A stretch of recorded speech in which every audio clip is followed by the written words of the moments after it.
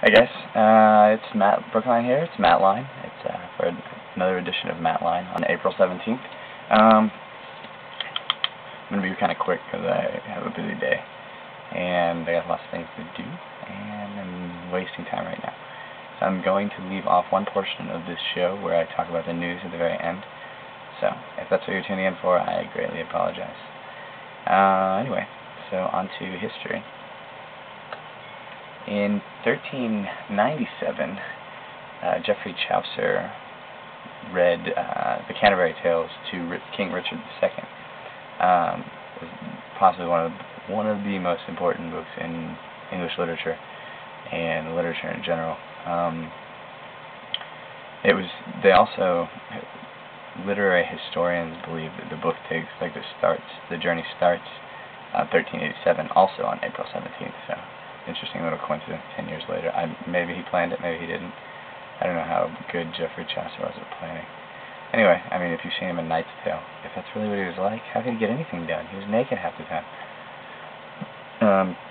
In 1492, on April 17th, our good friend Christopher Columbus signed the contract with the Spanish government to sail to Asia and trade for spices.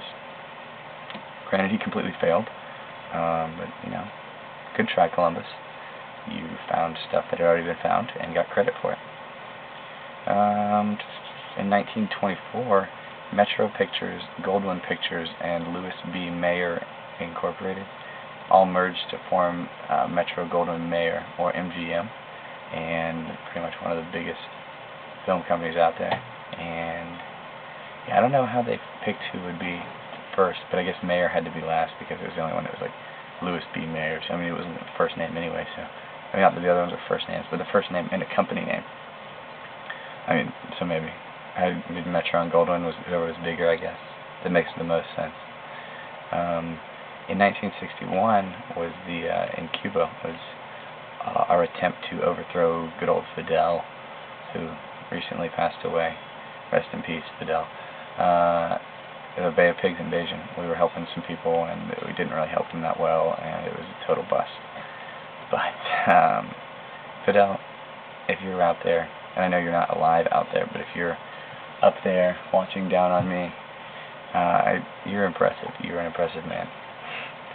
In 1970, the Apollo 13 spacecraft landed safely after all of its Houston, we have a problem, and a whole movie about it. And I mean, you know, us in the Houston area feel a special bond with the spacecrafts because we are spacecraft here in Houston. But yeah, it landed safely today. 3 years later, 1973, Federal Express, more commonly known as FedEx, delivered its first package. And then in 1986, this is actually my favorite story of the day, a war ended. The 350-year war between the Netherlands and the Isle of Scilly. S-C-I-L-L-Y. It's off the coast of England. It had lasted for 350 years because it started, and there had been no shots fired throughout the war.